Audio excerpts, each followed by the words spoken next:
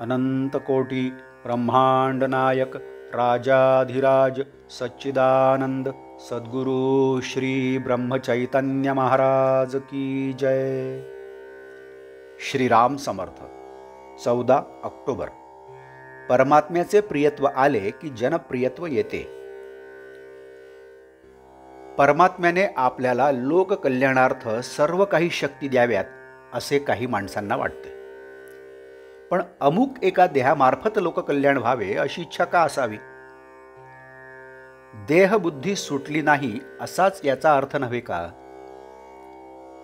शक्ती वापरण्याचे सामर्थ्य आपल्याला आले तर परमात्मा कदाचित ती देईलही। लहानाच्या हातात तलवार देऊन काय उपयोग? लोकांनी आपले ऐकावे असे तुम्हाला वाटते, पण अजून क्रोध अनावर आहे, मन ताब्यात नाही असेही म्हणता। तर आधी आपल्या विकारांवर, मनावर छाप बसवा आणि मग लोकांबद्दल विचार करा। तुम्हाला जनप्रियत्व पाहिजे ना?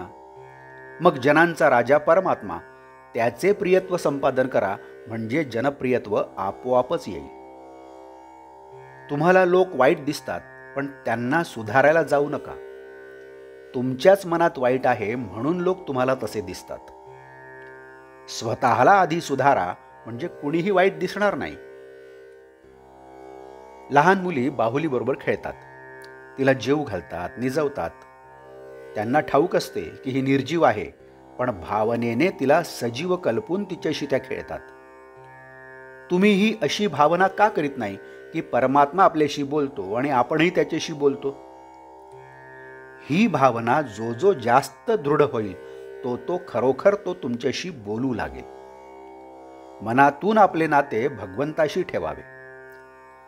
आपले सगळे जीवन जर भगवंताच्या हाती आहे तर जीवनातल्या सर्व घडामोडी त्याच्याच हातात असणार। आपण सात्विक कृत्य करतो, पण त्यांचा अभिमान बाळगतो। सात्विक कृत्य चांगली खरी, पण त्यात अभिमान ठेवला तर फार वाईट।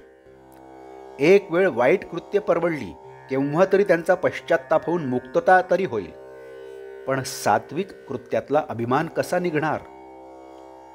मी आप्त इष्टांना मदत केली आणि आप्त इष्ट म्हणू लागले की यात याने काय केले? परमात्म्याने त्याला दिले म्हणून त्याने मदत केली। हे ऐकून मला वाईट वाटते। इथे वास्तविक पाहता परमात्मा त्यांना आठवला आणि मी मात्र मी दिले असा अभिमान धरून वाईट वाटून घेतो। परमात्म्याने त्यांना माझ्या हाताने दिले हीच सत्य स्थिती असताना मला वाईट वाटण्याचे कारण काय? म्हणून परमात्म्याच्या इच्छेने सर्व घडते आहे ही भावना ठेवावी। आपण परमात्म्याजवळ मागावे की तू वाटेल त्या स्थितीत मला ठेव, पण माझे समाधान भंगू देऊ नकोस, माझा मीपणा काढून टाक, तुझा विसर पडू देऊ नकोस, नामामध्ये प्रेम दे आणि तुझ्या चरणी दृढ श्रद्धा सतत टिकू दे। आजचे बोधवाक्य। आपले जीवन देवाच्या हाती आहे आणि देव नामाच्या स्वाधीन आहे। जानकी जीवन स्मरण जय जय राम। नमस्कार। मराठी आणि हिंदीतून रोजची श्री महाराजांची प्रवचने आपण ऐकत आहातच, परंतु कृपया चॅनलला भेट द्या आणि प्लेलिस्ट बघा। मराठी अथवा हिंदी प्रवचने आपण आपल्या सुविधेप्रमाणे सुद्धा ऐकू शकता। मी परत एकदा आपणाला विनंती करतो की चॅनलला सबस्क्राईब करा, शेअर करा, लाईक करा, कमेंट्स द्या। धन्यवाद। जय जय श्रीराम।